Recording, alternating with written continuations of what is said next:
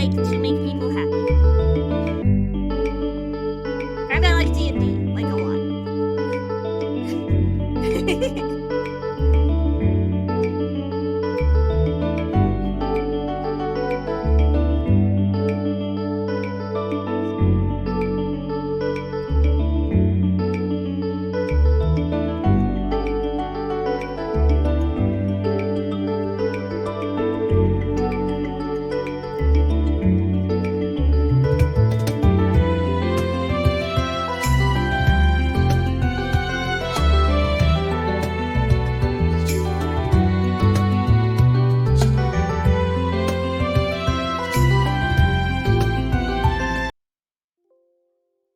Thank you. That's very sweet.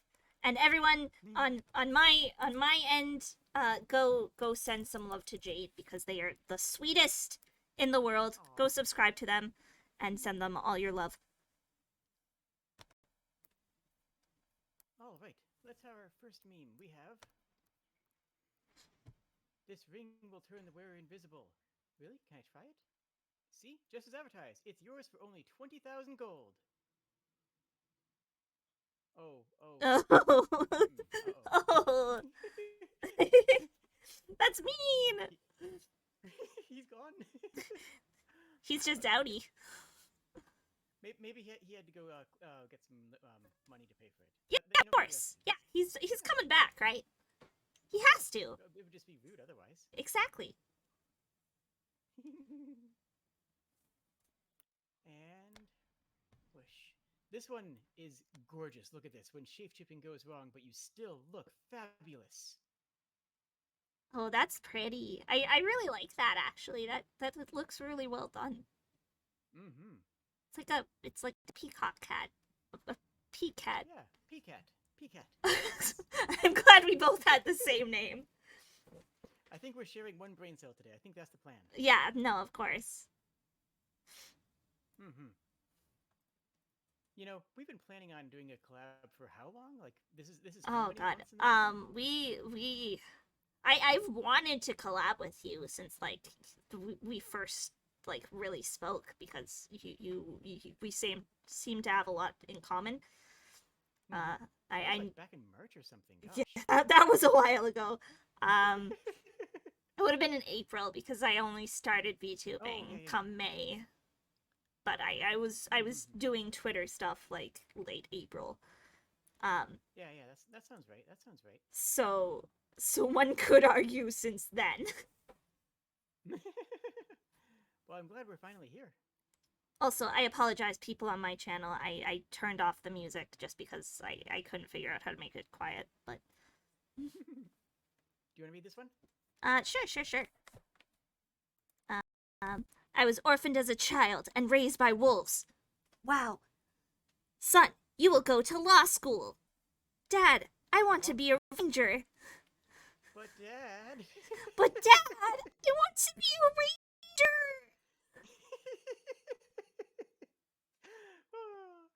Adorable. It's so good. It's so good. I mean, there's gonna be a theme here. All these. I have no idea who submitted which. Like, if you're in chat and you submitted a meme, like raise your hand, or even better yet, if you made the memes, like yeah, I have no idea if any of my folks like made any of theirs, but I have a rough idea who submitted each. So I might be able to shout them out if I remember, but cool. I have no idea. I just got a big, like, I asked for memes, I got a big stack of memes, and I just kind of put them into the same folder, and it's just... Yeah, I tried not to, like, look at them, because I didn't want to, like, spoil myself, you know? But at the same time, like, I wanted to see who sent me what, and what they sent me, so it was like... And I wanted to also try and weed out, like, any duplicate ones, because I saw a few of those. That makes sense. But...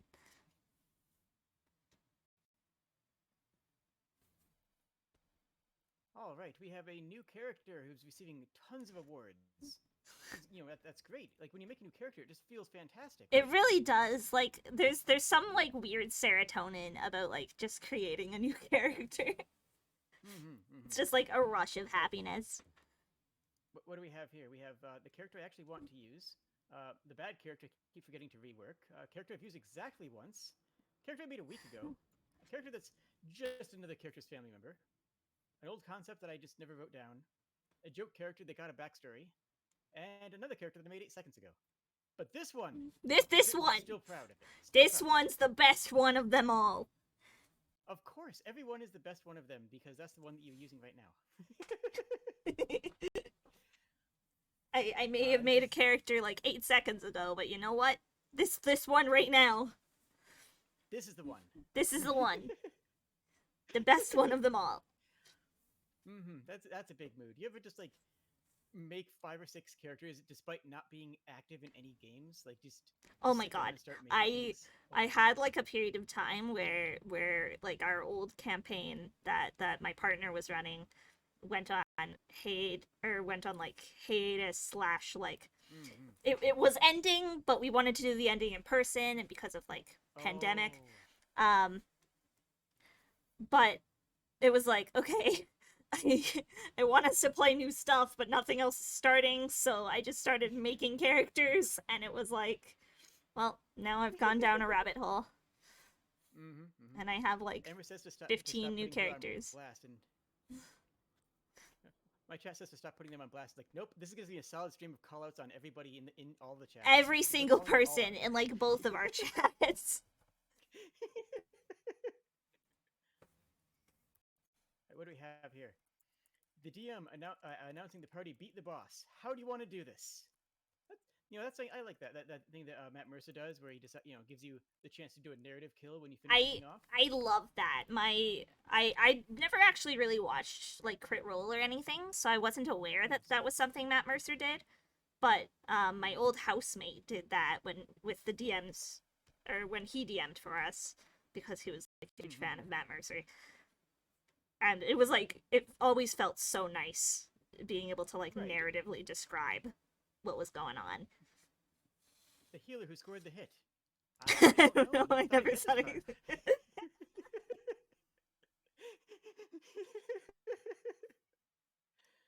That's the way I felt about like any character who just like, like a healer that just, it doesn't really like, isn't designed to do damage. Like, mostly. Here we are. Here we are. Never thought I'd get this far. I like playing non-combat classes sometimes. Like, you ever play an actual pacifist character? I haven't yet. I've always wanted to. I think it's more like something that works in other systems than D&D, because D&D kind of expects you all to be active in combat. Yeah. I mean, I've played like other systems where combat just isn't really a thing. Because they're just more roleplay focused systems, but... Oh yeah, have you heard of Monster Care Squad? I've heard of it, I've never had a chance to play it. I know some people who are in the beta, and everything I'm hearing sounds pure gold. Oh really? I'm so hyped for that. Oh, I'll have to like, keep my eye out for it. Alright, when the druid and the barbarian... wait, hold on, I need to... have too much to drink, and team up to wreck stuff. Ooh, wow. As a druid, I'm gonna say right now, if anyone tries to swing at me while I'm like transformed into a stag, like I'll fight them. Don't pick me up and like use me as a battering ram. Unless it's funny. Oh, it would be super funny. Oh, I love this one just because you can just imagine the player's mindset, like almost fastball special, throw me sort of thing, Yeah. Yeah, it was the exact thought process of like, okay, I want to throw a player, and then the druid being like, wait a second. Wait till my turn. Show me your memes. We're doing that, Cupid. Calm down. My Chad. I've come to realize there are only 3 types of D&D players in regards to dice. Halflings. I'll just borrow dice off my friends. Elf. I have 1 to 3 carefully selected fancy dice sets that I use for everything. Goblin. Shiny math rocks make click clack sound. Need the more. Need all the more. Always need more dice, more dice. So you're definitely a dice goblin.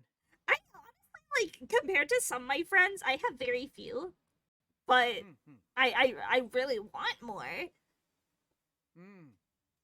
But like, I'm definitely. oh, sorry. No, I have some friends who have, like, here are my, like, 25 sets of dice. Give me shiny click clack rocks, exactly. I'm superstitious about dice with the other people touching them. It's like, no, my dice, no one else rolls my dice. So I kind of go the elf route. It's like, I have 3 sets of dice that probably cost as much as some of my friends' stacks of dice because I love metal dice. I love the I've never owned a set of metal dice, but I love metal dice so much. I want to get a pair or get a set. They feel good. Just also buy like one of those trays to roll on. Oh, because yes. you don't want to hurt like someone's countertop, you know? Yeah. No, our table is so full of scratch marks from from the years.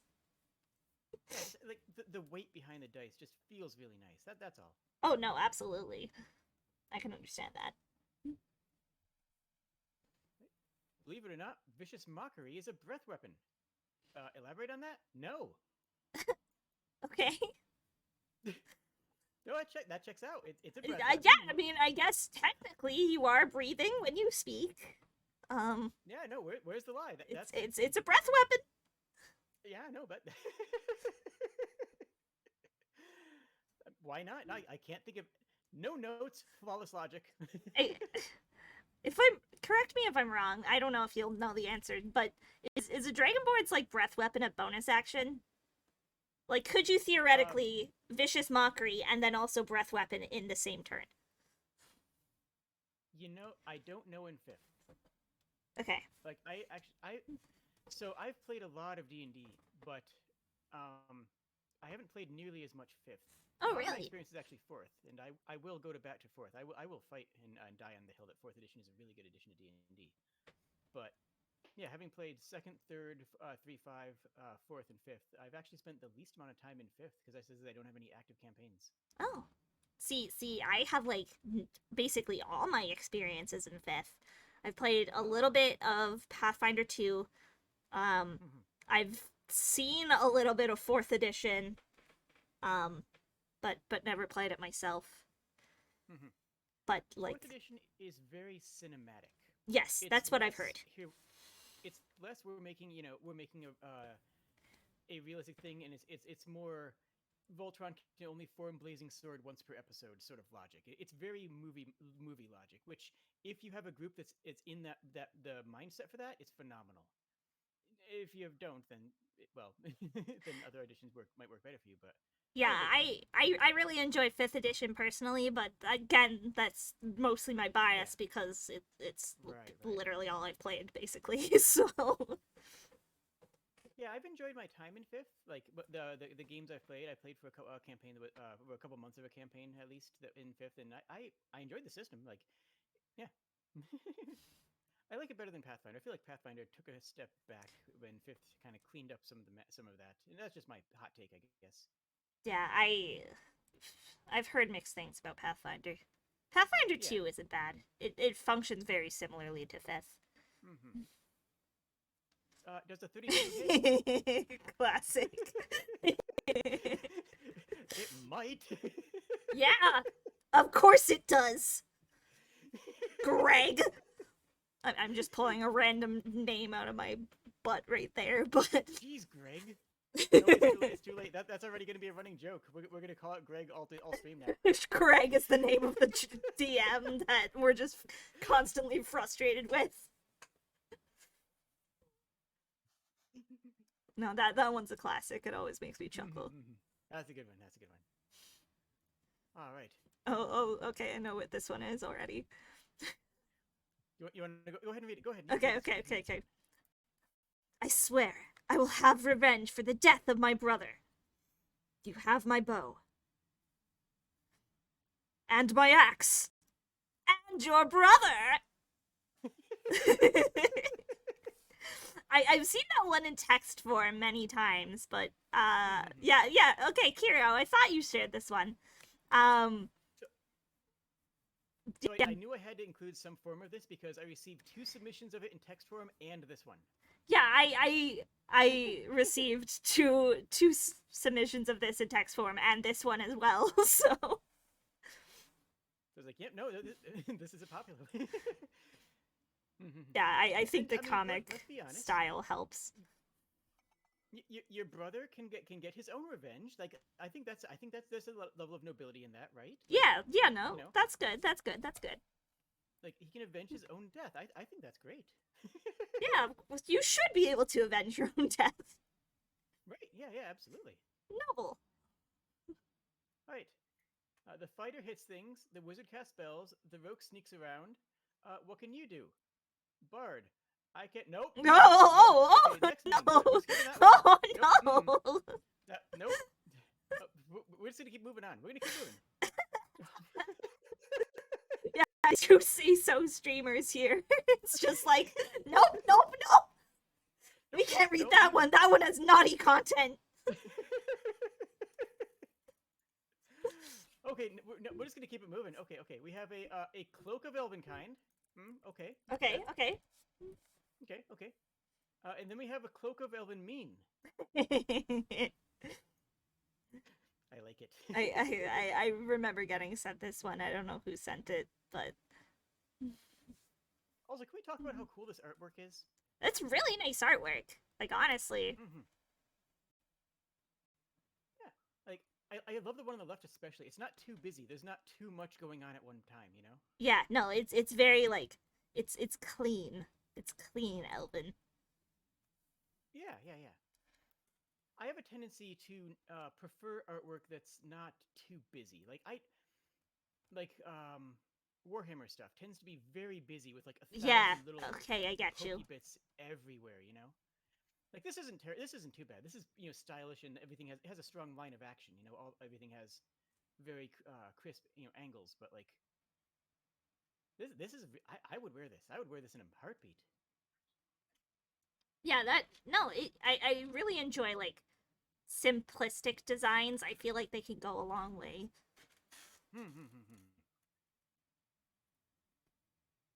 When the DM just starts rolling dice and doesn't say anything. I've done that so much. I always feel As a bad DM? when I do it. Yeah. I had one player for the longest time, and she doesn't play with us anymore because she moved away. But she would always get so paranoid whenever any DM of ours would do that. So I got a lot of fun out of just like standing there, like rolling some dice and kind of just keep rolling. And she was like, "What are you doing? What are you doing, Apple?" What's coming? Don't worry about it. It's fine. Oh, don't worry. Your character doesn't notice anything. Oh, your character doesn't seem to notice anything.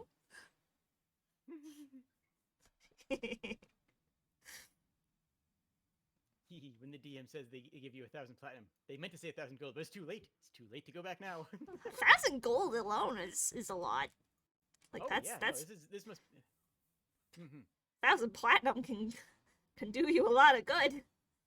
Oh yeah, that can buy like anything. Yep.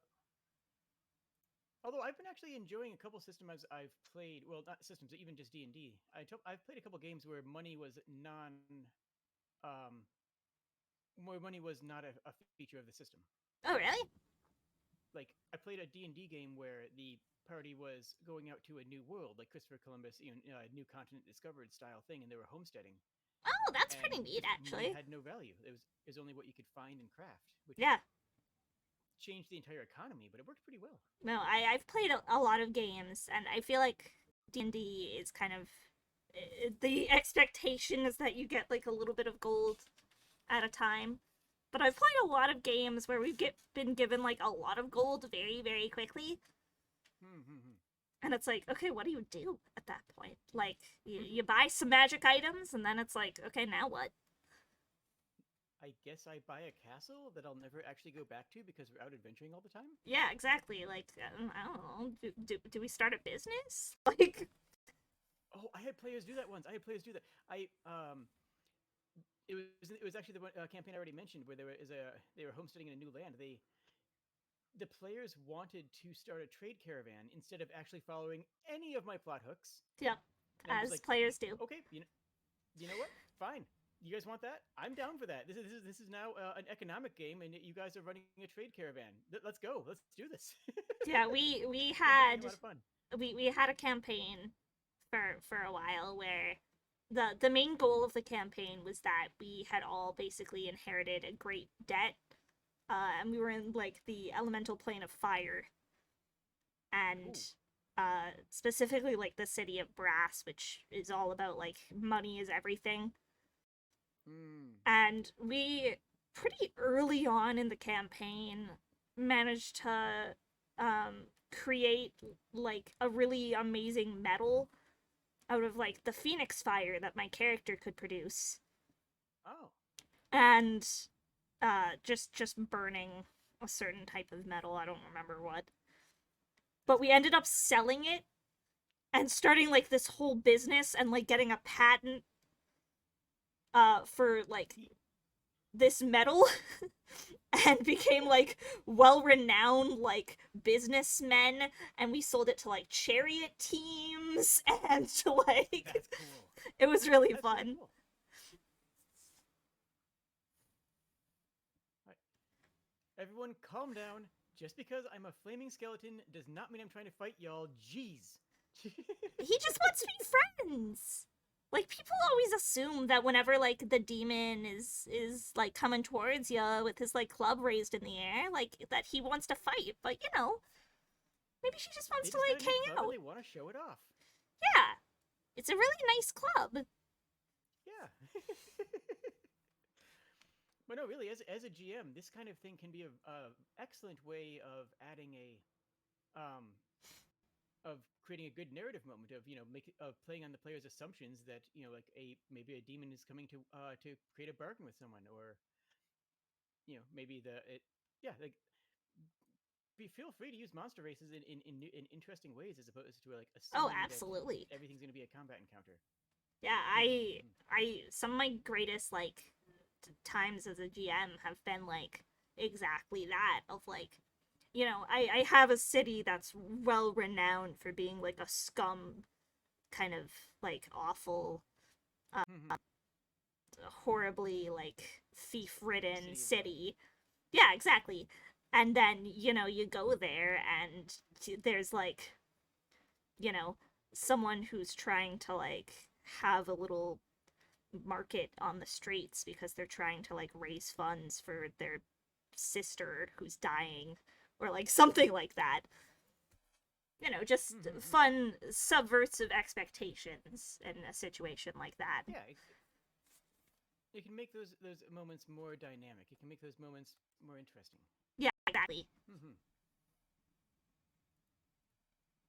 We have here the DM describing a layout of combat in an online D&D game. The party? What? Have I you played a game with no tabletop or no that's my life right now. Um mm-hmm. where things are finally loosening up and the restrictions end in where I live. Um Mm-hmm. after far too long. But uh we we've been playing like almost exclusively online because we all love D&D and we don't want to like stop for all Mm-hmm. this. I mean, like without an actual board. Like I've been playing online using a tabletop simulator, which is great, Okay. Without an actual board, but without a board at all. I don't I don't think so. Like I've done I think I've played in like one session where it was just like entirely theater of the mind, like there was no map. Mm-hmm. Like we had our tokens and there was like, here's the dude, the rest you just think of yourself basically. Mm-hmm. And that I've was been. Mm-hmm. that was fine. I do a lot Yeah, better when I have some sort of visual myself, but right on. I've been really spoiled when it comes to groups because a lot of my groups have been with other actors. So That playing helps. with pure theater of the mind is a really good way of getting into character and getting going full imagination. So I've done a lot of that, and it can be tough in combat, especially if you have combat abilities that like require certain ranges. It's like, hey GM, does this work? And the GM's like, yeah, sure, why not? I guess. Yeah, I mean, I'm bad at that stuff even when I have a map. Like I'm the DM and also the player, where people will ask me like, "Oh, so how far away are you?" And I'm like, I don't know. Like, Yeah, or even more. Or in the same vein, like playing without a grid. If you're playing just on a tabletop with no grid and going direct measurements, that can be even that's yeah, that's a lot more too. that's what I did for the longest time. Like we didn't have a grid, so it was just like, here's our minis, and you know, the rest we kind of figure out from there. Let's do our best. I mean, when I started playing, we were all like, my friends and I were all university students, and like poor university students who couldn't afford a grade for starters. So work with what we got. Lines. Yeah, we couldn't afford lines. We have to draw that. What?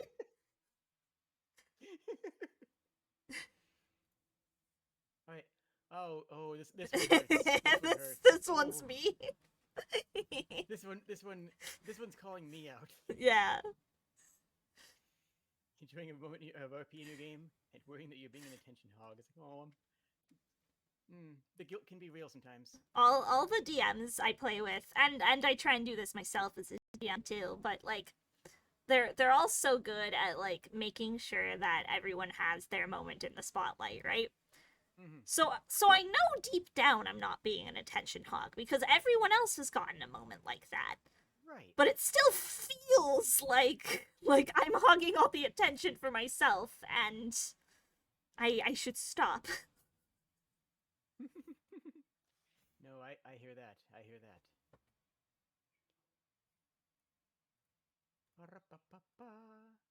Player 1, I grew up in an orphanage.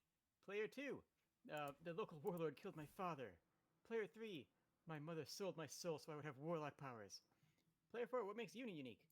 I grew up in a loving home and think adventuring is neat.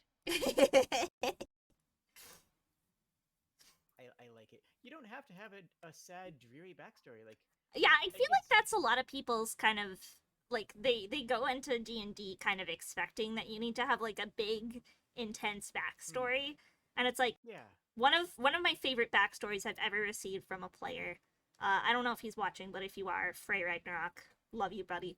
But was just the backstory of, I'm an artificer, a rival artificer burned down my workshop. Okay. That's it. That was the entire backstory. Fair enough. And from there, like, we created an amazing, like, rival artificer and, like, a fun, really nice narrative of their character very much coming into her own, like, as an artificer, and becoming really proud of her own work and her inventions. I like that. I like that. It's still a call to action. It doesn't have to be a savage call to action, but it's still a call to action. Yeah, exactly. Like, it doesn't need to be anything big. It just, all I ask for my players is, like, give me a sentence. Like, that's all I require. Something that made you, like, go out and start adventuring, basically. Your call to action. Yeah. That's the best word. Best phrase for it. Yeah. Yeah. What is your call to action? What makes, what... Why aren't you just working on a farm right now? Yeah. Oh, I just want to take one brief moment once again to remind people to like, comment, subscribe, and go over to Twitch/YouTube, whichever is the opposite of whatever you're watching on now. Yes, I obviously you can't like, comment, subscribe on my Twitch VOD, but go send some love to Jade. I've been sharing their YouTube in the chat. go send some love to them because they are delightful and deserve it. I have your stuff in the description. It's right there for everyone. It's even above the fold. Oh, hey, I'm so fancy. This one hurts. Oh, this one was sent. This one was sent by my partner, actually. This one. This one brings me physical pain. Yeah. No. Oh gosh. Okay. I have a story. I have a little story. I mean, I have like a dozen stories about D&D being destroyed. Like scheduling is the hardest monster to fight in D&D. Yes, absolutely. But I was trying to set up a collab with a bunch of other VTubers to do some D&D stuff. And I'm not good at scheduling. Like I was just kind of doing my best, and it's like, okay, I had a bunch of people who wanted to play the game. Every single person was in a different time zone. Oh no! Oh no!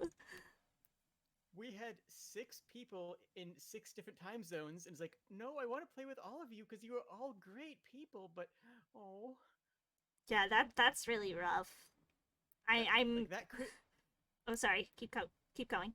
Oh no, I was just saying, like logistically, it could not have been a worse draft of people. Like logistically, people-wise, it was phenomenal. It was like Luna Bold, Barry the Bugbear, Johnny Jelly Jolly. It was like going to be an all-star crew, but like the scheduling could not have gone worse. Oh, that's so sad though. Yeah, I'm actually currently, and I've plugged it a little bit on my channel, but I'm currently in the process of starting up a D&D game with some fellow VTubers. Nice. Which is going to be like based in a high school coming of age kind of setting. That sounds adorable. That's the plan. But it's like we're planning a session 0. It's just like not even to stream, but just as like a get to know you, like let's make characters together sort of thing.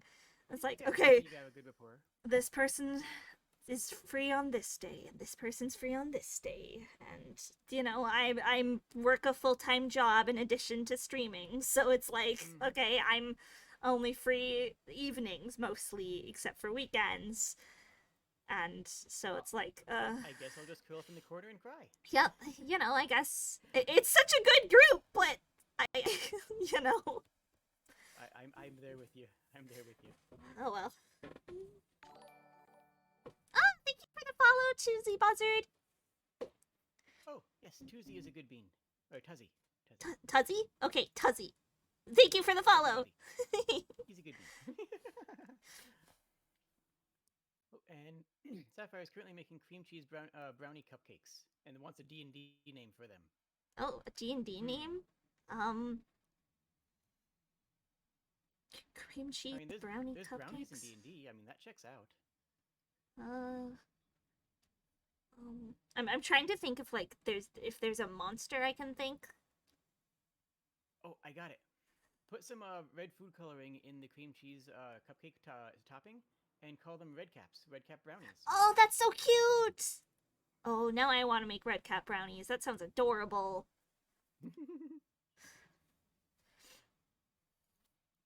All right, we have here Brave Knight. A dragon has come to our lands and it must be destroyed. On my honor, I will kill the beast. Die, foul I'm sorry. He's serving at a soup kitchen. That's very nice. Okay, no, you don't want to interrupt. No, of course not. Thank you, Lunebolt, for the follow. Also a good bean. Prepare yourself. Oh no, that's a community garden. Okay. Oh, he's just a good dude. Oh. Oh, look at him. Oh, you can't kill him. Right? He's reading to kids. Kids adore, and this is coming from me. I work at a daycare. That's my line of work. Kids adore any stranger reading to them. Like they love that. They love new people who will read them books. So I can't imagine how cool it would be to have an actual dragon come in and read books to you. done the opposite of that. I trained a therapy dog because, well, I had a dog that was loved everybody, and took him through therapy dog training. And one of the things that they do is you can take them to places like daycares, and the kids will read to the dog. And the dog Oh, just that's sits so there to them lovingly. cute. It's adorable. That's adorable. Oh, oh, my kids would like that so much. I will say I will have to admit one thing. Um, one of my mods when we were going over some of the memes had the idea that I would add in a whole bunch of pro dragon propaganda and see if you would catch on, like just stuff like this. Well, well, lucky for you. I obviously can't set up like my live camera, but maybe I can tweet them later. I have a full collection of dragon minis upstairs. Aw. Cause I am a huge fan of D&D dragons. Like one of my original concepts was like a dragon, some sort of dragon girl. We decided I decided not to go with that because like it was funny, but I didn't think it would make a good running joke. But I at least want it to be appreciated. I want the thought to be appreciated. That's really where I'm saying this. Also, thank you, Sapphire, for the follow. You're also sweet. Yay! Hey, I just realized something while I was smashing that goblin. Yeah? Okay, hear me out. I think if I try really hard, I could swing my sword twice in the same amount of time. Hey, that gives me an idea. Yeah? What if instead of getting really angry once a day, I did it twice a day? Yeah! See, I always love D&D level ups because, like, for things like casters, it kind of makes sense. Like, you're doing study, you're learning more spells, that makes sense. But yeah, like for things like martial characters, fighters and barbarians especially, like it's just, oh, yeah, I feel like I can hit things maybe twice now. Yeah, they can be a little arbitrary. Like, and I don't like the idea of forcing players to go to a trainer when you level up, which I think you had to do in a couple of older editions. But I don't like that idea. But at the same time, if a character's getting a pivotal level or a pivotal new ability, it makes sense to make it a narrative event if it fits into your story. Yeah, And it doesn't always, but something I can't stand, and thankfully I haven't had this happen very often in any campaigns I've played in or run. But I can't stand when someone decides to multi-class and there's like they give no, like, I understand eventually sometimes you just get bored with the class you're in and want to have something new. But have some sort of like narrative reason for it. That just drives me crazy. Like I need there to be even something as small as like, oh, I'm gonna go to the local like blacksmith and train under him, and now I know how to make armor. Like it's instead of just making it poof, all of a sudden I have been blessed from the heavens with this knowledge. Unless you're a cleric, in which case I yeah, then that literally makes sense. But like I went to the Thieves Guild and now I've learned some rogue stuff. Like, just anything like that. Yeah, no, I agree. Yeah. Let's see. I graduated the top of my class. Armor class, that is. Look at that dude. Absolute legend. I want to learn how to make chainmail so bad. I know a few people who have done it. It's not terribly hard. It's just super repetitive and time consuming. Yeah, that's what I've heard. It's not actually that hard. It's just it's time consuming. It's forever. Which, I mean, makes sense. Yeah. Let's see. When you have a very masculine voice but you want to play a female character, you may call me Tiffany. See, I have the exact opposite problem where like my voice is very naturally feminine and high pitched, so it's like even my like burly surly dwarf dudes are like, sound like this. And you know, Oh no, you're cute. oh no, they're kawaii. The greatest problem. Apparently, one of my someone in my chat pointed out earlier that Tiffany actually used to be a man's name. Oh, really? That used to be a male name, Oh, I didn't even know that. and then people started using it as a woman's name, and then um, it just sort of flipped at some point in history. Oh, well, Random trivia, I guess. I don't you, know. you learn something new every day. But no, this can be difficult, and it's like, yeah, voice training can be hard, and not everybody wants to go through full voice training. Yeah, no, that checks out. That makes a lot of sense to me. Oh, we got this one. Okay. Oh. This. Okay, how can I? There. Here, why don't you start reading this one? Okay, sure. Well, I'm on watch. Everyone else is asleep, right? Yes. Chaotic neutral rogue hands the DM a note. DM reads it. Okay, make a stealth check. Other players get mad at the rogue. Chaotic neutral rogue. I got an 18. Other players describing how they're super light sleepers, they hide their gold in their underwear, etc. You successfully do it without waking anyone. Other players threatening they'll kill his character, ban him from the game the next morning.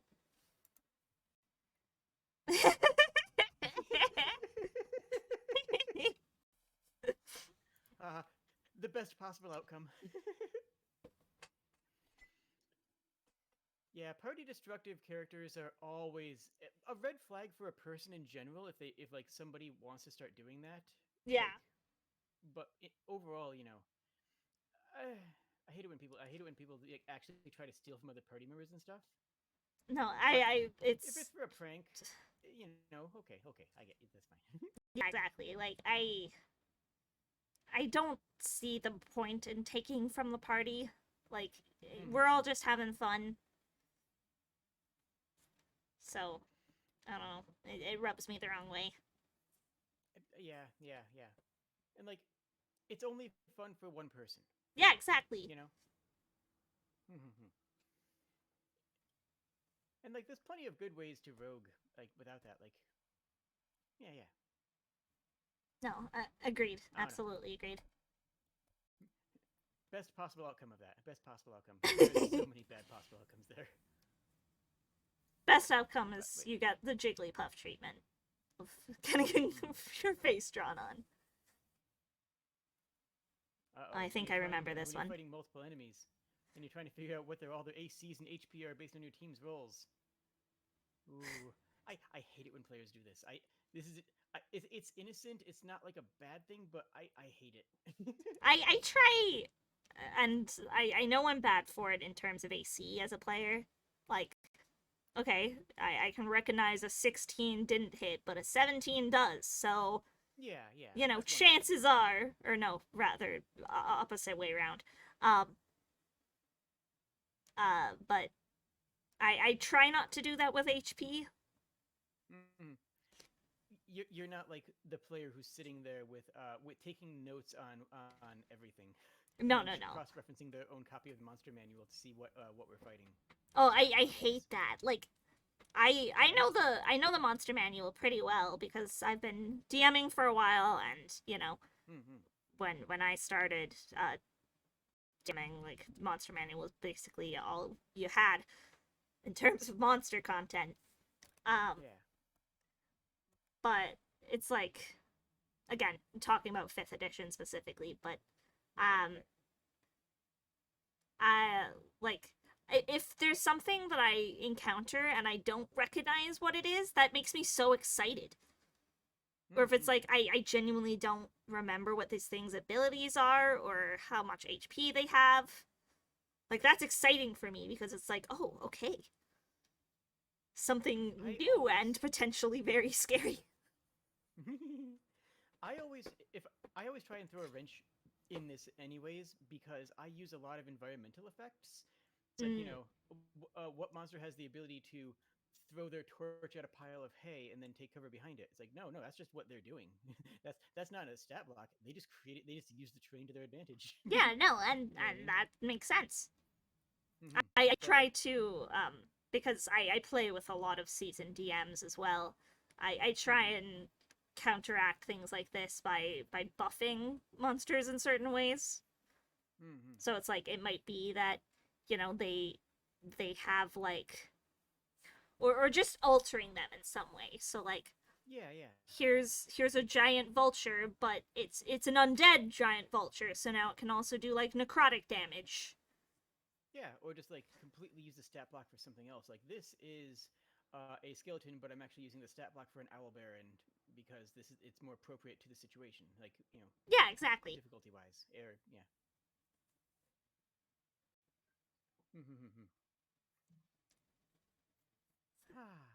Let's see. What we got? What we got? What we got? Oh, okay. So we Oh, have. oh, okay.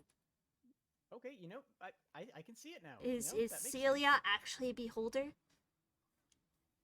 I think it's supposed to be them having a kid. Okay, okay, all right. It's part Mike Wazowski and part what's her name again? Celia, I think. Ah, I I wasn't watched a familiar lot with of Celia Disney as Medusa. a kid. Disney slash That's Pixar. fair.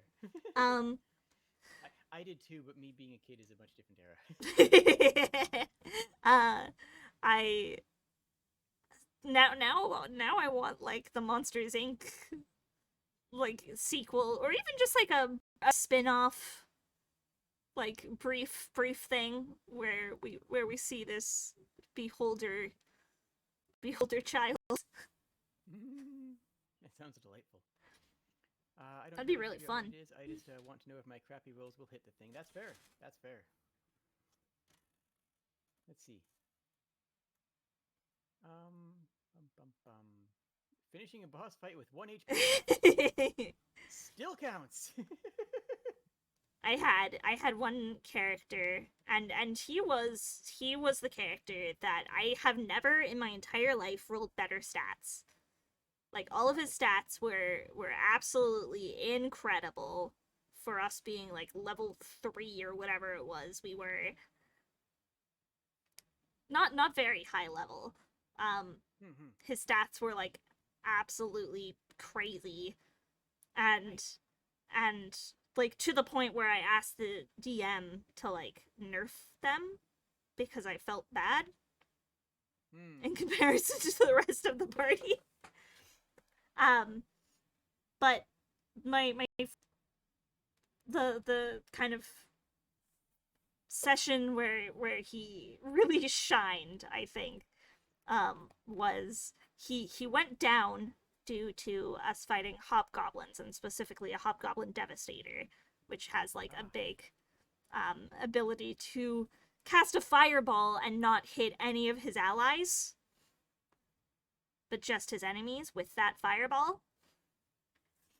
So I got down, and then immediately rolled a nat 20 to get back up, and then got down again and rolled a nat 20 to get back up.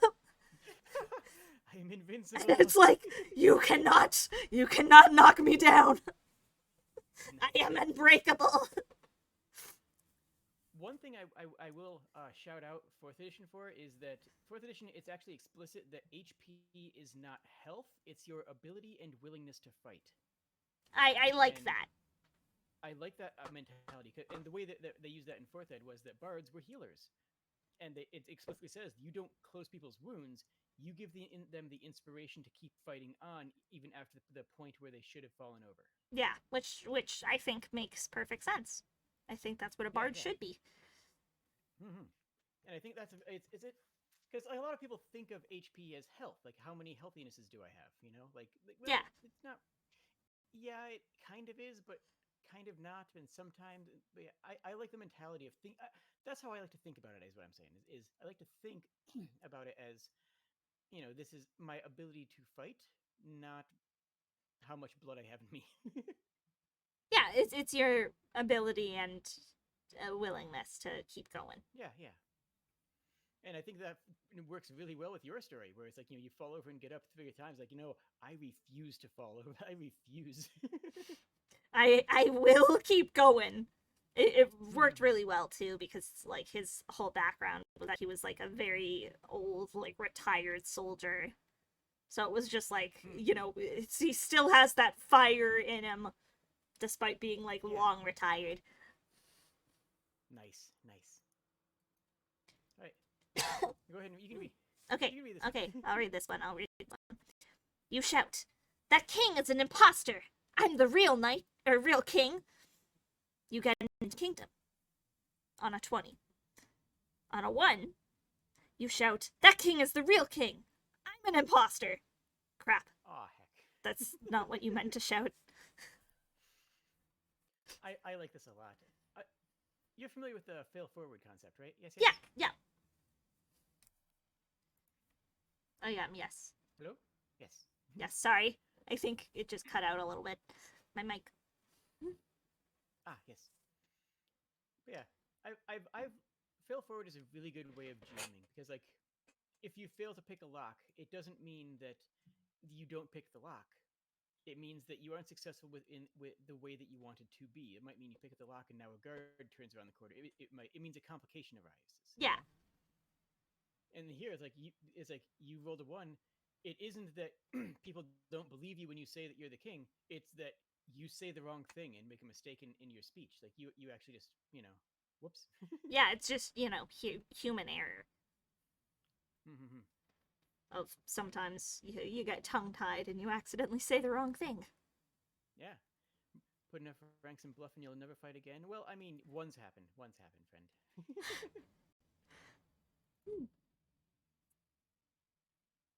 Oh, this is. Oh yes. During the development of AD&D Second Ed in the 80s, the Golden Girl serves as a template for an ideal adventuring party. As they should. This is in fact Mike Merles making the statement. Like, not even just official staff; it's Mike Merles himself saying it. Yeah, it's Mike Merles. Learning that was probably my favorite piece of D&D trivia. And it's not specifically just the Golden Girls, especially if you look at the 80s and 90s sitcoms. There was always a very clear set of archetypes that were there. Yes. Whether it's Golden Girls or Teenage Mutant Ninja Turtles or Power Rangers or Rescue Rangers. You have that. You have a party that emotionally works well together and like stylistically works well together. Yeah, exactly. Using Golden Girls in specific is a fantastic example, because I mean, if you like sassy Gen X humor, that's perfect. But yeah. That's true for what I'm saying is that's true for a lot of writing. Like if you're a writer and you're looking for a way to set a group of characters to work together. I like that. Yes. Very good, very good. Let's see. Move on. Bird polymorphs into a giant octopus to grapple the Drow priestess. Dungeon Master, please don't. I like this one because this one is like back in 3.5. The grapple rules were really complicated. Oh really? Like, there was like there was like 2 pages of grappling rules, and so the GM's just like, no, don't make me go and look up the rules before like one encounter. No, please. Yeah, no, like it's so easy in 5th edition. That's good. No, they were real bad. Like, well, I know in 3.5, like a lot of things were just kind of, from what I've gathered, a little overcomplicated. Oh yeah, there were charts for days. Just charts that referenced other charts, because that's how you did game design in the 80s. Which, I mean, okay, some people really like it. Like 3.5 is still ridiculously popular. Honestly, I've spent more time in 3.5 than probably any other edition. Like, if you compare, I could fill all of my hours, and yet it's not my favorite edition. No, that's entirely valid. Like, I recognize that 5th edition, and I do really enjoy it, but I do recognize that probably the reason I like 5th edition so much is because it's the one I have experience with. It's Like, also nicely streamlined. Yeah. oh yes, absolutely. I think there's a Kirk says good. that's not what the DM is worried about. No. No. Then if you think this is that, if you think that's not what the GM was worried about, then you haven't seen the old grappling rules. Also, if you're implying something, not say so with that. This is a say so area. Because giant I'm not sure what you're talking octopus, about. drow priestess. There's implications there, but Huh? it doesn't matter. I'll take. Okay. Oh. When the fighter's about to roll diplomacy, but the bird stops them just in time. Yeah, I always find it fun, and granted, like, I do get frustrated by it because, like, you know, I play in a game where I play like a 20 charisma paladin, and it's like, okay, I'm also like a redemption paladin, which in 5th edition, like, is specifically built to do a lot of persuasion stuff. Oh, nice. And so it's like, okay, I have really good persuasion, and I'm really good at talking to people and like trying to convince them to maybe not. And it's always very funny when someone else attempts, but at the same time, it's like, okay, that's my niche. But you know, it's also very funny to see like the and granted we don't have one in that particular party, but seeing like a barbarian with low charisma, see what he can do. Just because it's funny. Just because it's entertaining. Yeah, exactly. And I think this is also even more true in other systems like Shadowrun, where it's very common to have a face character whose primary role in the entire campaign is talking to people. Yes, like, yeah. Bards do, a lot. Bards wear a lot of hats, both metaphorically and literally, in my experience. But in like another campaign where you only have, we have someone whose dedicated job is that can be different. That can be a different sort of thing. Yeah, I've had a lot of parties where we've kind of had like a face of sorts, but I think it is fun every now and then, just seeing what others can do, just for entertainment value, if nothing else. Just because it's funny. Exactly the kind of stuff that DMs have to research because they're dumb players. Aerodynamics of a cow. I can't think of a good example, but I've had some fun things that I've Googled in the past just because of players. My daughter is like, why is she sticking her fingers in the woman's mouth? Don't worry about it, friend. Don't worry about it. Don't worry about it. Don't it's a good think show. that much into it. It's fine. No, that show is as good as it is gay, and it is very That good. is very true.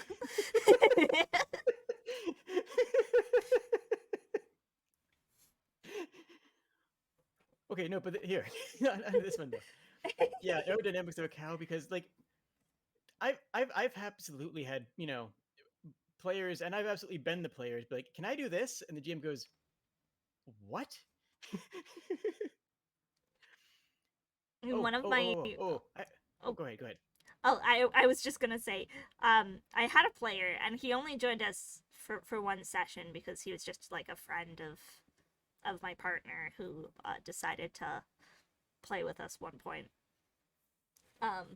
But one of his first things he wanted to do in combat, they were fighting like goblins that were like in kind of little trench like holes in the ground. So there was like a little slope that kind of went into a pit almost. Okay.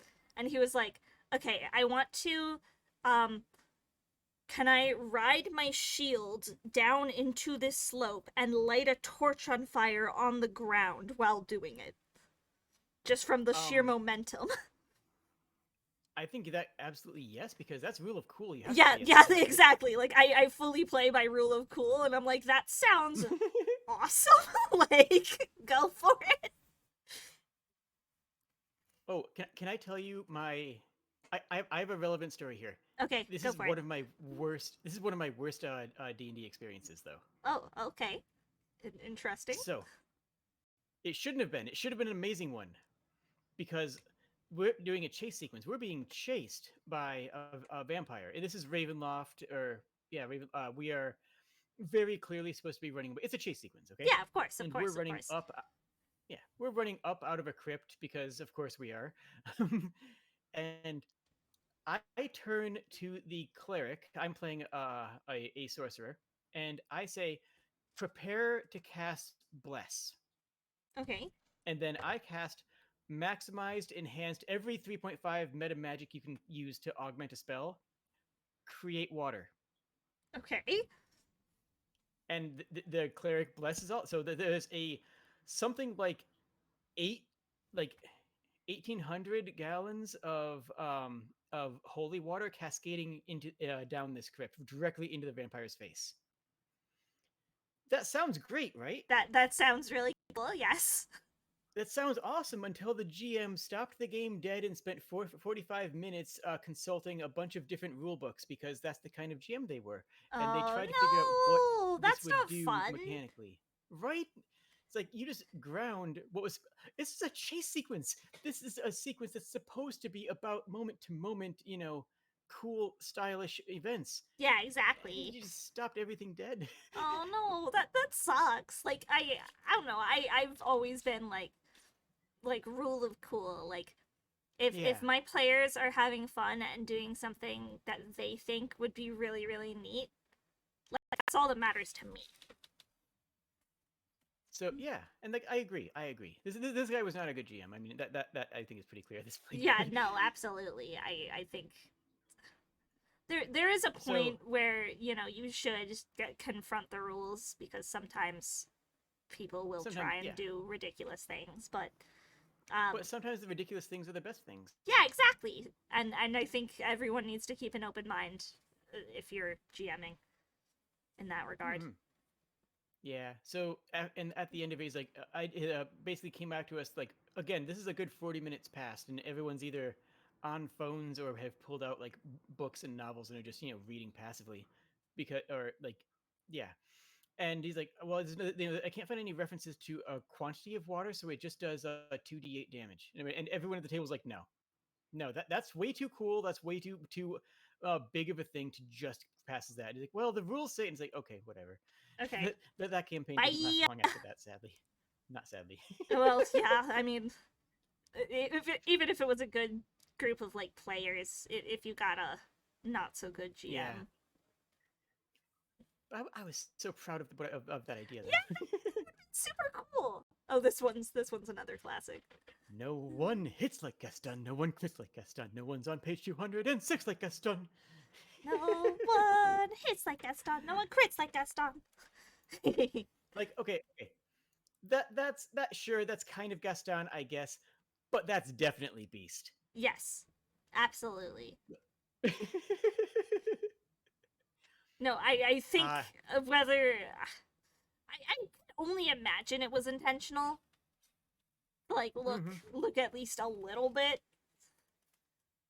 like Gaston and Beast, and especially It because had to like be. It had to be.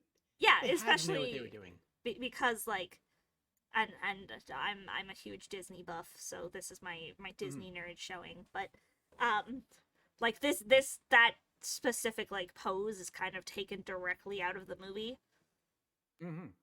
And this is the Disney era that was close to my childhood. Yeah, exactly. So it's like I think it was very intentional. Mhm. And I think I've you seen this call me one a min before. maxer? I ain't calling you a max minner. Oh, thank you so much for the rain monitor, Cosmic. Thank you. Oh, hello, friends. Hello, friends.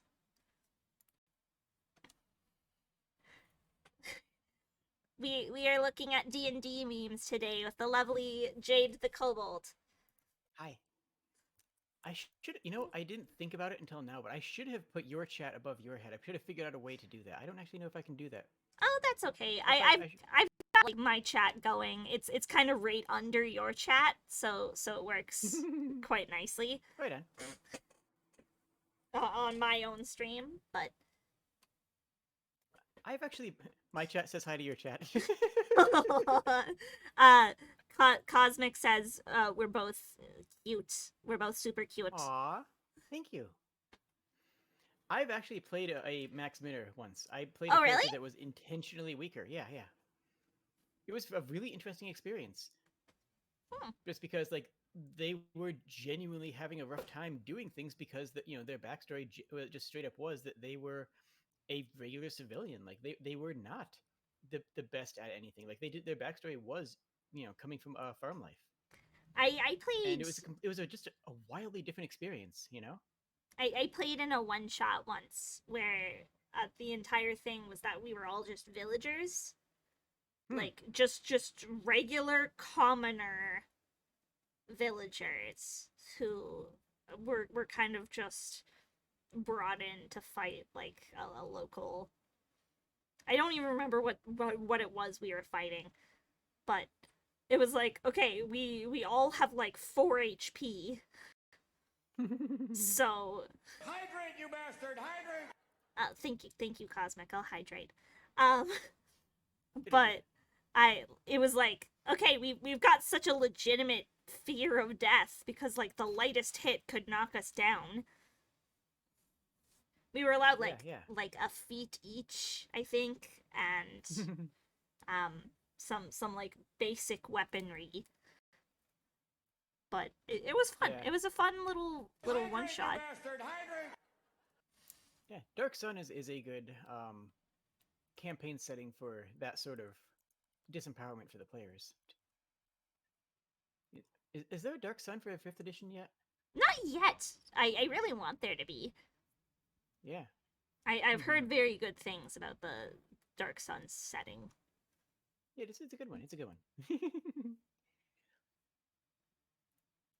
Let's see. Everything out of my face, D&D. Plays for session. That was me, actually, like so much, where my ex in high school, I watched him. I came over several times during his D&D games that he'd run, a 4th edition specifically. And it was mostly like a few of them would get together, and then there would be like us group of girlfriends that would hang out while the boys played like D&D together. And it was fine. I kind of watched them play every now and then. It didn't really seem like my cup of tea. But then my first year of university, I had like no friends and no one I knew in my dorms. And a friend of my sister's was actually like, hey, I'm starting up a D&D campaign with some other people I've met. Do you want to join? And I'm like, I need to make friends because I don't know anyone. So you know what? Let's give it a shot. And then like 5 minutes in, I was already hooked. Nice. Gosh, I can barely remember what my first was. I think it was 2nd ed. I think. Really? Oh my goodness. Yeah. Oh no, I'm a boomer tuber.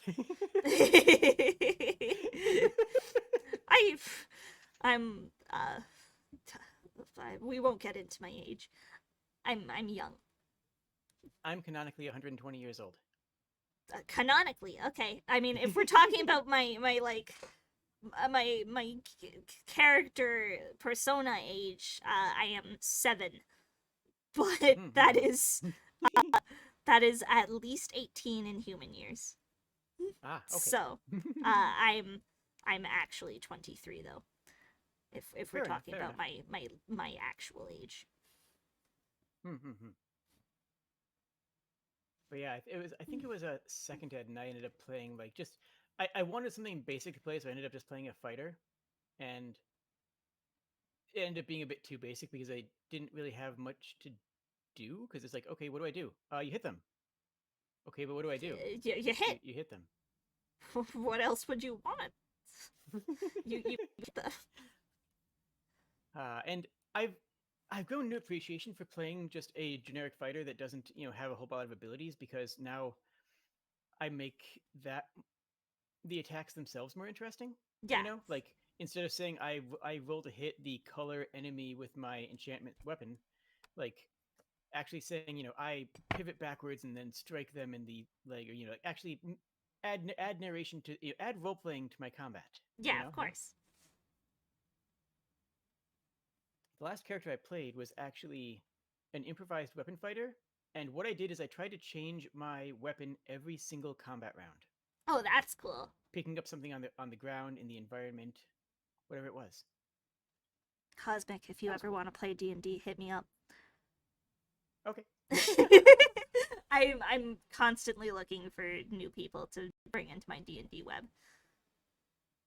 So I may take you up on that. no, seriously, do so. What do we have here? We have and these are your new party members, new player. Can I milk the druid if he turns into a goat? Do not milk the druid. Do not. As the druid, do not. No. Do not. Don't do that thing.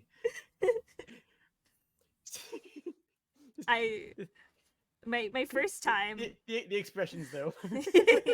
my first time ever playing Appleseed as a D&D character. No, don't milk the druid, Caitlin. No. Was I like joined the party, and I kind of did it without their knowledge. Of they met like my kind of adopted father, and it was like, okay, I'll set you up with a pony and some supplies, and you guys can go on your merry way. And I was the pony in disguise. So like we get like an hour away, and all of a sudden their pony just shapeshifts into this tiny little goblin. And it's like, hi. Hi. I'm Appleseed, I've come to be your friend. I saw a player that did something not too similar to that, but they were a wizard who was cursed to be permanently shaped like what was it? Like a cat or something? Okay. So they took their familiar and polymorphed their familiar into a human. And like the character was actually the cat. That's wonderful.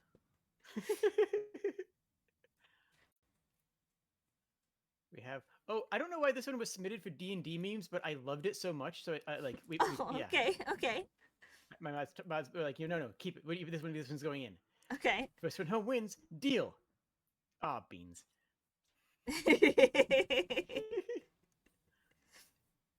It's just cute. It is just cute. I don't know. Is it a D&D meme? No, not really. Unless you want to really stretch it and say it's too polymorph. No, but no, it's not really a and... D&D meme, but it is cute, and I'll take it. Yeah. Oh, this one's Do you want to long. read this one? Yeah, sure. I'll read this one. It's a long walk. Bard is a combat class, which is true because I've never met anyone in a marching band that didn't want to throw down. Playing tuba in marching band means you can power walk 2 miles backwards on your toes in 16 minutes without bending your knees while carrying a 35-pound blunt metal object with your arms held up at right angles and blasting every extra gulp of oxygen you can spare without asphyxiating to make sounds loud enough to deafen the dead in an act of pure violence. Your bard is the party member who will teach you how to kill God by example. Damn. I love it. That person got really intense about marching band. They really did. And you know what? Fair. I get it. Yeah. That you know what? All that checks out though. The math checks out there. Yeah, can't say. I mean, my school didn't have a marching band, but I can imagine that they're more powerful than we give them credit for. Mm-hmm. Thanks to Tchaikovsky, cannons are instruments. Just saying. Yep. Yeah. True. True. One time I played a half troll bard. Okay. And my weapon or my instrument was war drums. Oh, that's and fun. And that was a really cool character. Like just conceptually, I thought that was a really fun character to try. I'm playing a bard right now, and I haven't really had a chance to play in the campaign much because we haven't had a lot of sessions. But it's like a Legend of Zelda inspired 5th edition campaign. Where like all of the races are like Zelda races and stuff. So I'm playing cool. I'm playing a Korok, which are like the little seed plant dudes. And I'm playing a bard. My name is Puko, and my instrument of choice is just a set of bells that I've kind of attached to a leaf. That's adorable. So I just wave this leaf around, and it makes little jingling sounds. I love it. Tambourine bard. Exactly. That's the type of bards I like. I like bards that play dumb instruments. Like, give me a bard that plays the castanets. Ooh, mariachi bard. Yeah. Bard rocking on the triangle. When you're having a relaxing roleplay moment to a long resting in the forest, and the DM asks for your passive perception. Uh-oh. Uh-oh. Oh no. You're resting all passively, and the DM's just like, yeah, can you roll perception for me? Why? And it's like, why? Why? Greg, why? Greg, no. Greg, please no. Greg, what's coming? What do I see? You don't see anything. It's fine, don't worry about it. That means it's not fine, and you should definitely worry about it. No, you should absolutely be afraid. Be very afraid. Greg, man. Let's see. To glory. Oh, this one. Wow, how'd you get like that? Every time I roll a 1, I do a push-up. Ah, heck. That's yep. Sometimes it be like that. Sometimes it do be like that. It's okay. My chat. One of my chat is flexing their perception rolls. Like, okay. Look, just because you got amazing perception doesn't mean that Greg's gonna go easy on you. Right? Yeah, I know. Greg's gonna mess you up. Greg, for those who have missed, is the fictional DM in all of these situations. Yeah, no. If you weren't here at the beginning, oh, too bad. I pulled the name out of my brain, and here he is. And apparently he's a jerk, and just wants us to burn. Oh yeah, no, Greg's an absolute blighter, that's for sure. Bushman was Greg the whole time. What? One member of my chat, Bushman is watching, is like, joke's on you, I am Greg. Oh no. What? Plot twist. Roses are red, violets are blue. It don't always be like that, but sometimes it do. Sometimes it do. Caitlin, that's clever. When the DM says roll initiative, and you go first, and you get too excited and forget how D&D.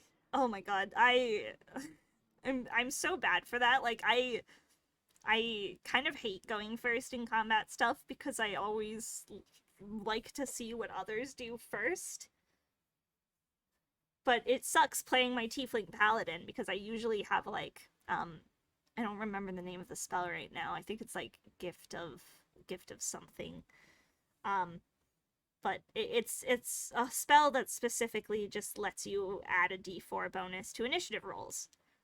And our Okay. cleric usually casts that on me, because it's good if I go first, because I hit hard.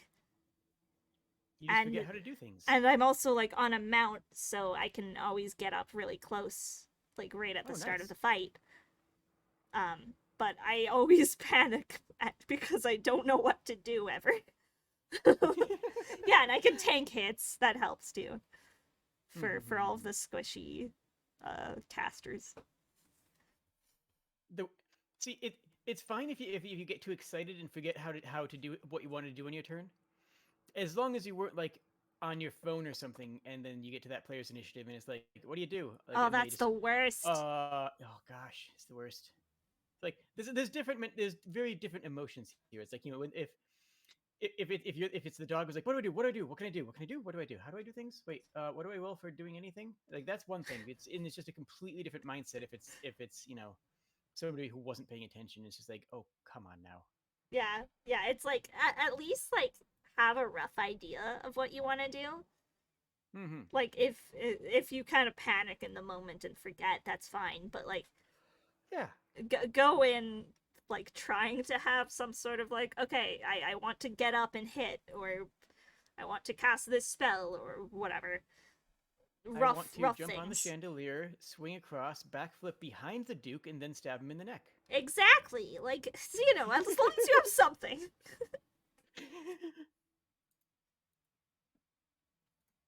Dear necromancers, why would you bother summoning human corpses when there are dinosaurs about? There's an entire series of movies dedicated to explaining why we do not reanimate dinosaurs.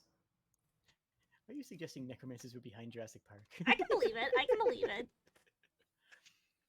You know, if you squint a little bit, it's there. It's there. It's there. Where's my Jurassic Park remake where it's, you know, comes to light that the scientists were just necromancers all along, and all the dinosaurs are like undead?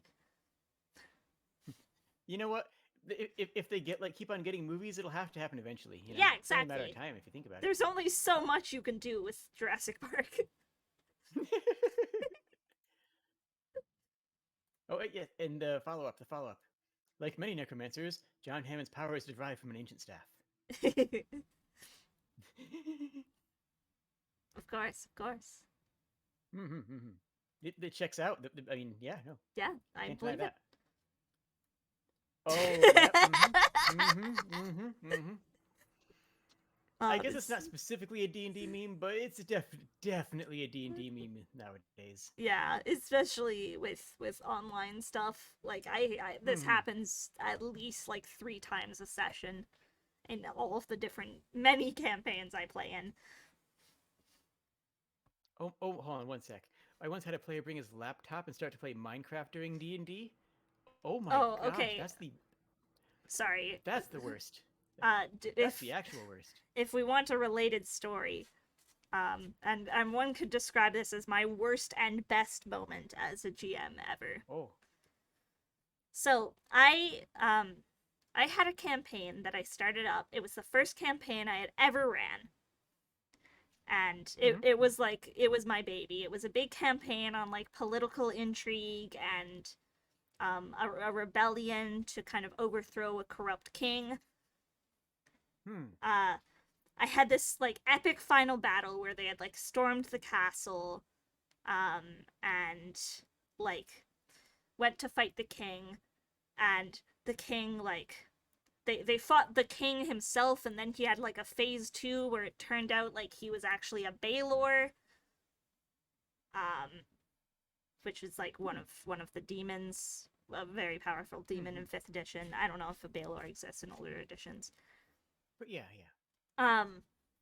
But very, very powerful demon. It was this amazing, super intense fight.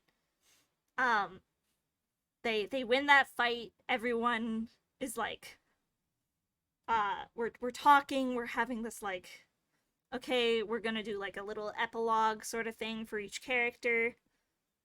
Just like, what have they gotten up to, like, since that happened? What is their ending, basically? Yeah. And how's the narrative arc complete? it was like so like amazing and made me so happy, and all of my friends are like around me crying over like their characters' Aw. epilogues. I'm like reduced to tears because this is like a story I've told that just came to an end. And one of my players who joined the campaign kind of late, so I understand she probably wasn't as invested. But she spent the entire time on her Nintendo 3DS while all of us are like crying and hugging around her.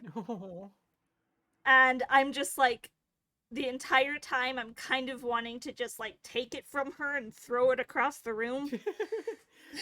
Yeah. I'd never do that, of course, but you'd think about it, Rod. like it made me so frustrated, but at the same time, like, it was such a satisfactory end to an amazing campaign that, you know, I still remember that night very, very fondly and think of it as like my proudest moment as a GM. But it's like, Just why? a little bit of spoil on it. Just a little bit of spoil on that moment. That's too bad. Yeah, exactly. Like, it could have been so absolutely perfect, but there was just that one ruining of it all. Okay, so brass and bronze dragon exist, right? Yes. What? Brass is an alloy of copper and zinc.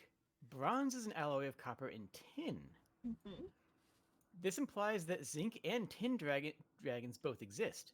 So where are they, and why hasn't anyone heard of them? What the heck are you talking about?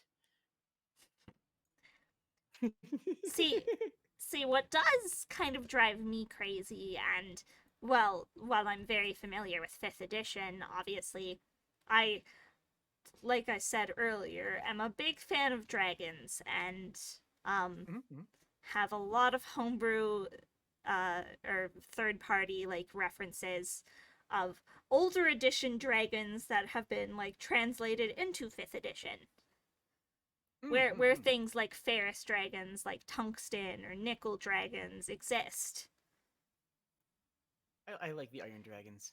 I love them! I think they're so neat! I'm so upset they don't exist in 5th edition! Just a breath weapon that is just sparks, like just forged sparks spraying. It's like, oh, that's so cool. So cool! Yeah, gem dragons are coming back. I know that, Bushman, which I'm very excited about. They have fey dragons in 5th now? They do not. But we're getting like a book soon on just specifically dragons. So people are expecting, like, gem dragons have been confirmed. That's for sure. But people are expecting fey dragons. That's good. I think they're interesting. I hope. The best book on dragons and draconic races, and honestly the best reference for kobolds by far, is the 3-5 book Races of the Dragons. Like, even if you just want to buy it or look at it just for lore. I don't I don't use it for 3.5, but I have it saved and I look at it often just for like dragon lore in my own games. Yeah, like, especially, like, that's also okay. So I have a bit of a pet peeve about the way many of the beast races are represented. You know, like, when in the base books they're always like, oh, here's this race of people who want to stab you. And it's like, I get it. That's what you're doing. You know, that's what the Adventurers Guild is going to say. That's what, people are acting about, and like, whatever. Races of the Dragon is one of the few that actually talks about those, races from their own perspective and how they see themselves. Yeah, exactly. Which I really like. Like, I think 5th edition, in their way of doing dragons, it focuses very heavily on, like, here are dragons, here what their lairs are like, here kind of what their general habits are, their, like, Here's alignment, the types of things they collect, and that's about it. Yep, it's here's how to use them as enemies and plot devices, not here's actually information about how they live their lives. Yeah, and, like, I love dragons, and dragons are a big part of basically every campaign I run. Like, even in that first campaign I was talking about that ended, like, one of the party's main allies was just a very, like, good-aligned bronze dragon who, like, really hated corrupt, like, tyranny-esque monarchy. It was like, oh, you're using your power for evil? Hey, screw you. Wait, oh, someone in my chat's talking about how they tried to kill the Rainbow Mother. That's too bad. You know who the Rainbow Mother is, right? I do not. Am I out of the loop on something? The Rainbow Mother, the 5-headed dragon that Tiamat, teaches you to be Tiamat. strong and well, yeah, that's another name for her. yeah, okay. I duh. That makes perfect sense now. Yes, Tiamat is my queen. I love Tiamat. But from the perspective of a follower, you know, it's like, oh, it's the Rainbow Mother who teaches us to grow strong and protect our friends. Yes. I like that reading of it. I do. I really like that reading. When you're brand new to D&D and you're not worried about the role-playing part. As long as you can do basic math, you'll be fine. Yeah, about that. No, granted, I'm as I was saying to you, I'm also come from a background of theater, so role playing was never an issue to me. Same. But it's like, yeah, basic math about that. Oh no. I can't do basic math. I can do it as long as I'm not trying to think about it. And when I'm trying to think about it, I am completely incapable of doing it. Yeah, no, I can't do it ever. At all.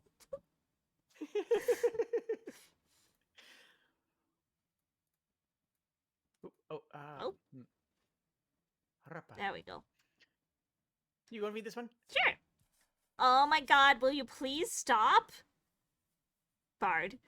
Guys, I have to practice scales at least 4 to 6 hours every day. Barbarian, that's it. I'm killing him. Bard. I need the practice if I want to be a professional! You play the kazoo! I feel like this one was made to specifically call you out. But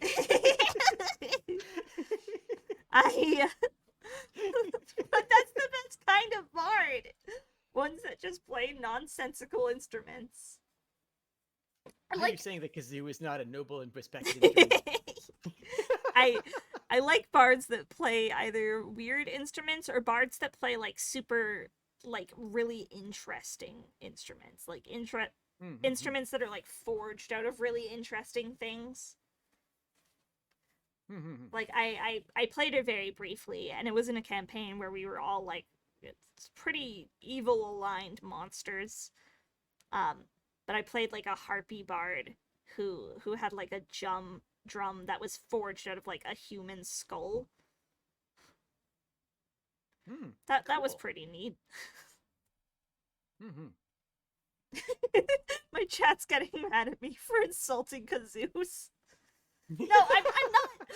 Kazoo is a great instrument. It's just, you know, not a conventional choice, I suppose. Luna says, I may be stupid. There's a second part to that. That was the comment. I may not be smart. That's it. That's it. That's all I got.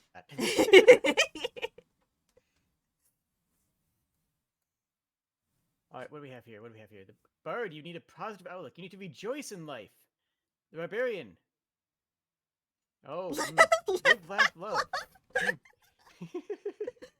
I love this one. I like that there's also, like, it's not just the carvings of the words. There's also little drawings. The star, the smiley face, the heart. Yeah, no, it's very cute. Very cute. This was not just a gag. This was effort. Somebody did this, like, yeah. Which, you know, this is absolutely like, hanging up on this person's wall. Like, you gotta admire dedication to the joke. Like, really and truly. Oh yeah. If you're gonna do a bit, you go all in on it. Yeah, know? you gotta go hard. Absolutely. And not gonna lie, I kind of want these. Same. Like nice axes. We're near the end. Okay. Of what we have here. And perfect. Hey, it's my name is Simon. It's nice to meet you all. I've been playing Dargo, the half-orc ranger. I seek battle. Cal's role playing. I know. It's like I love it so much. I have obviously a lot of D&D fans in my chats. But wonder why. Yeah, gee, I wonder. It's not like I've marketed myself as a 5th edition druid. But I also have like a bunch of people who are very unfamiliar with D&D and just like role-playing games in general, which okay, that's fine. So when it's like people are talking to me and it's like, oh, so what character do you currently play in your D&D campaign? Because Appleseed was an old character of yours, you've said.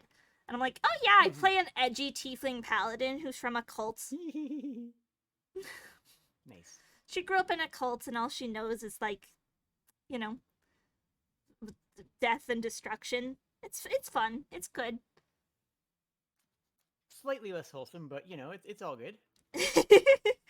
Well, again, she's a redemption paladin, so she's working on becoming a better person.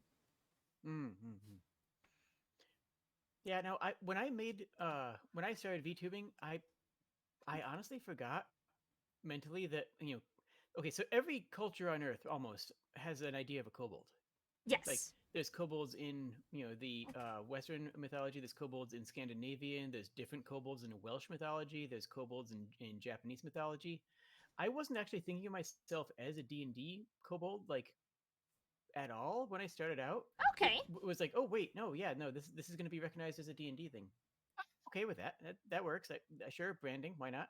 Yeah. But yeah, no, I didn't really think of myself as like a D&D themed persona, I guess. See, I very much went into it with like, I mean, I tossed around several ideas for a while.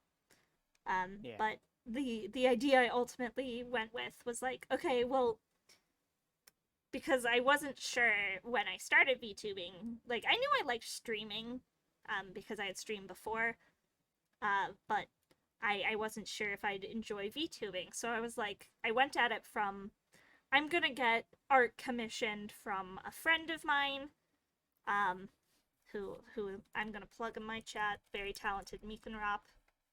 Awesome dude, go send him love. I went at it from, I'm gonna get a commission from him, and, you know, worst comes to worst, I have commission of my favorite D&D character I've ever played. And then, you know, I ended up really loving VTubing, and here I am. Yeah. Also, I just have to point out one thing. This cat on the bottom, yes, is amazing. This is a Princess Monster Truck. Oh my god, what a name. My cat's name is Egg, so I always appreciate a dumb name for a cat. So I just had to, I know we're like, I'm covering up everything, but like I just had to show off Princess Monster Truck because she is amazing. I love her.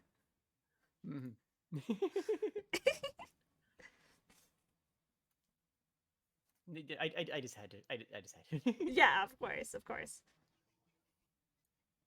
And rename D&D monsters. We have Kitty Whippins, Bird Brain, Rock'n'Oms, just Squidwurst, Chompy Dingus, and Chest Pains.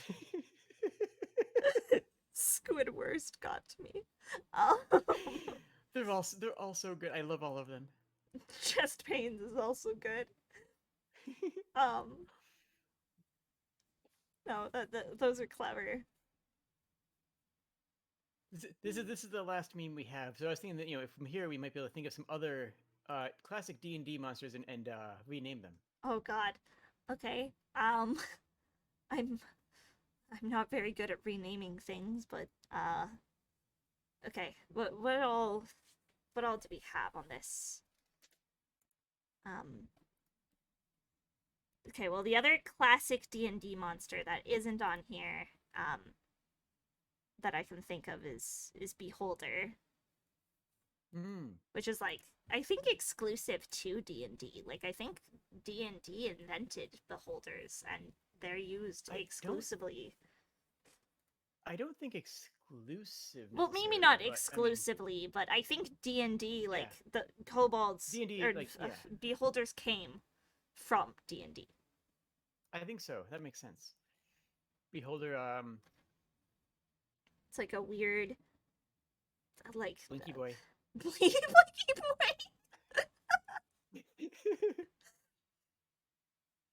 This is my friend Blinky boy. This is Blinky boy. Owl bear. Large hoots. I don't know. I got. Let's see. Growl what hoots. else is another D? Owly claw. Owly claw. What else is like D&D specific? There's the flump. Oh my god, I love flumps. I mean, I feel like flumps are the perfect monster to make the joke of like fun guy. Because their whole thing is that they just give people positive thoughts. Like they eat all the bad emotions. Glow pancake!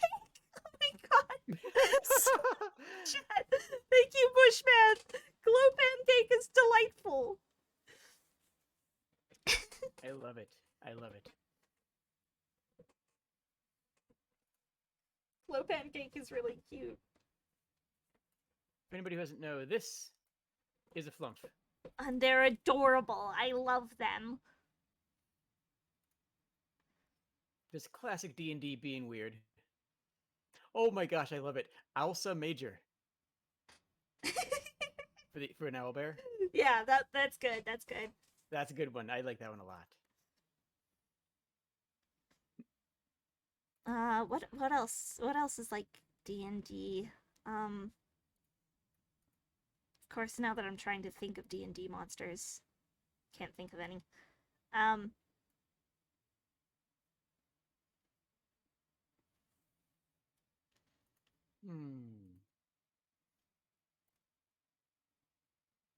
Lich Mr. Bad Touch.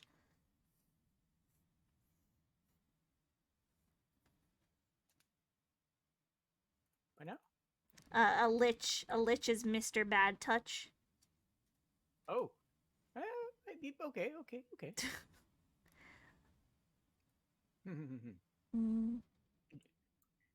Necklace enthusiast.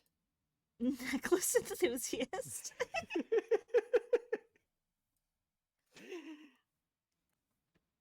I wanna, create a lich like villain, or even just like a character. I love the idea of like good aligned liches.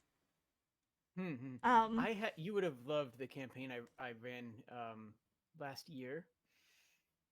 There was an entire civilization that was necroiarchal. That is, the people who had who the first people to die in the civilization and become lich were the most revered in the culture, and everybody was who died became a lich. Like the entire culture was all undead individuals. That's really neat, actually. Yeah, and like not all they weren't all evil. They didn't see necromancy as an evil. It's like no, it's just a way of living forever. What's wrong with that? Like they just didn't see any Yeah, any no, problem with it, 'cause they could do it without murder. I really love that logic.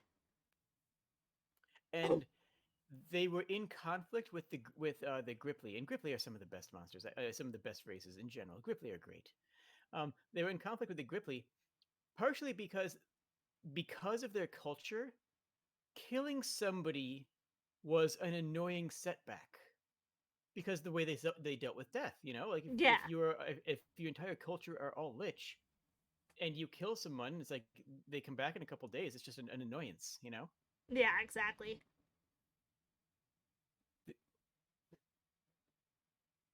That'd be really interesting, Just an interesting, actually. yeah, just an interesting way of handling lich as in a way that was not inherently evil. Yeah, I love the idea of just like a lich character who, he has a necklace and everything that he just fucking, or sorry, swearing. Just absolutely adores, and like constantly wears with him everywhere. The party like eventually gets their hands on it, and it's not even his phylactery. Like it's just a necklace he really likes. He's just a necklace enthusiast. Or nice. Or even if that necklace was a gift from their late wife. Yeah, like It's not their phylactery. It's just really meaningful to them. yeah, like it's just it was the last memory I have of like my wife, dude. Like The heck. it means a lot to me. Like you had to steal it. That's so rude.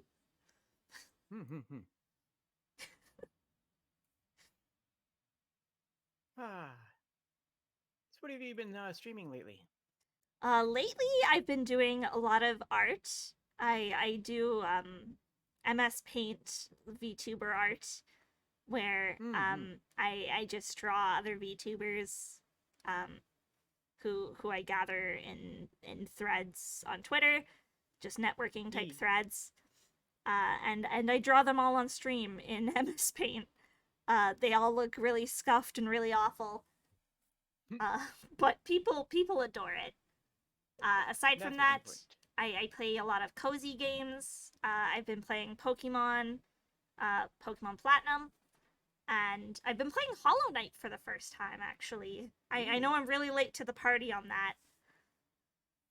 But that's been really fun. I've been really enjoying that. Nice. What about you? What have you streamed lately? I'm gonna ask as if I don't watch your content and keep up with it frequently, but that's okay.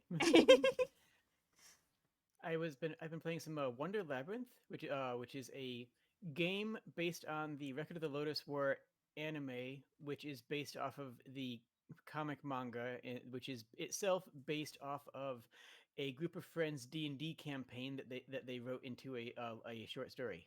Oh, okay. Like that's actually the change for Record of the Lotus War. It's all right. It's pretty great.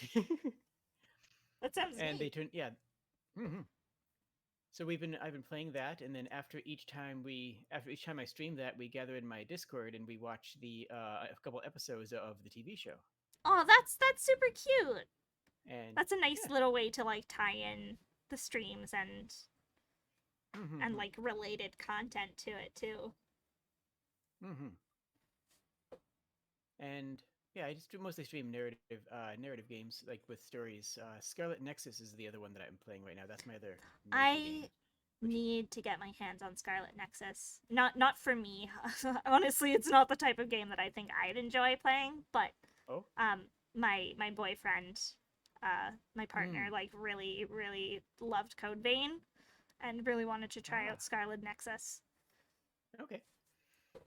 I didn't think I was going to like it too much at first because I don't really do a whole lot of the character action games like your God of Wars and your Bayonettas and whatnot. Yeah, same. But after playing it for a while, it sort of like turned into more of a narrative story than you get in a lot of the other character action games, and it has some dating sim elements, and it's actually kind of cute. Oh, dating sim elements! I am such a sucker for a good like dating sim. I'm trash in that regard. That's fair.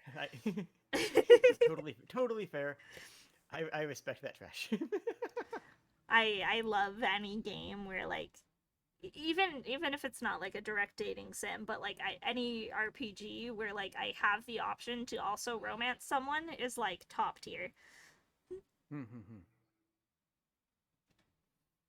Like that's part of the reason why I like, you know, recent Fire Emblem games so much. Ah.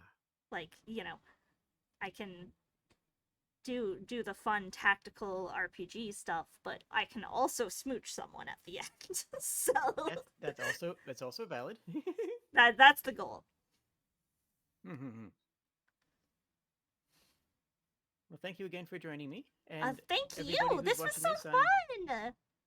Yeah, this was a blast. I had a lot of fun. Anybody who's watching this on YouTube, make sure you go check out Appleseed. Their link is in the description. Make sure everyone who's watching on my channel to check out the lovely Jade, who is just such a sweetie and who Aww. I've been wanting to collab with for forever. So this made me very happy to be able to actually I'm sure do our paths so. will cross many times. Oh, I'm sure. I'm sure.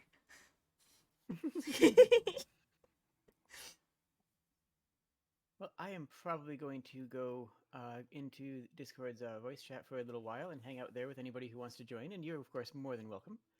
Yes, unfortunately, I'll need to head to bed soon because I work early, but Because time zones. Because time zones. But thank you again so much, Jade. Like, this was an absolute blast, and thank you, Ripley, for following. I will my chat. We will go and raid someone. But we will do that here in a second. I will YouTube, because that's the one thing I wish I had from Twitch, was the ability to receive raids and raid others. Yeah, I really like that thing about Twitch, like, because the way I see it, like, and I really do try and do it after every stream. Like, if I can just send even like 3 more followers someone's way, like, why not? Or 3 more viewers. It'll make your day. Exactly. And that's the way they usually are, like other VTubers. Like, it's just something nice. But okay, well, I think that should do it. So thank you very much, and I will talk to you again in the near future, and I will see everybody tomorrow for more Scarlet Nexus, and I will talk to everybody on Appleseed's stream at some point again, I'm sure. I am not streaming tomorrow, everyone, because Fridays are usually my day off. So go check out Jade's Scarlet Nexus stream. If you're not watching me, watch someone else wonderful. Hooray! Thank you so much, Jade. This was a blast. And I look forward to talking to you again soon. And thank you, Cheers, everyone who followed. You're all delightful. Cheers. Bye!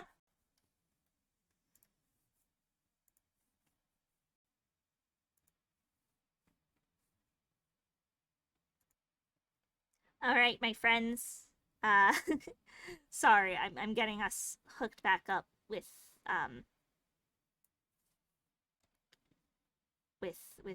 normal stuff. There's me. Hello. I'm huge. Whoop. You've got my awkward Discord scuff in the background.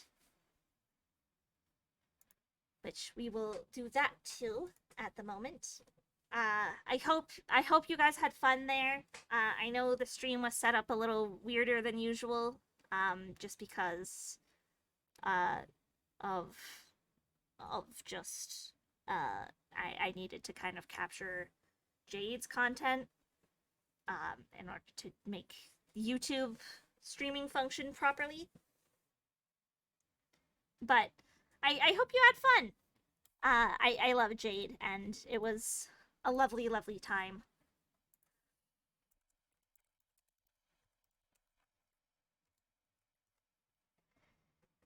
Yeah, I hope you all had fun. We got some good D&D memes to look at, which is always a blast. We're gonna send some orchard love to someone. And I've already plugged them a million times, but make sure to subscribe to Jade and watch their Scarlet Nexus stream tomorrow, because you have no excuse not to, because I'm not streaming. I mean, maybe you're busy. I don't know. But we're going to send some love. Who are we gonna send love to today? Who's some absolute cuties that are streaming right now? Oh my god, we have so many friends that are streaming right now.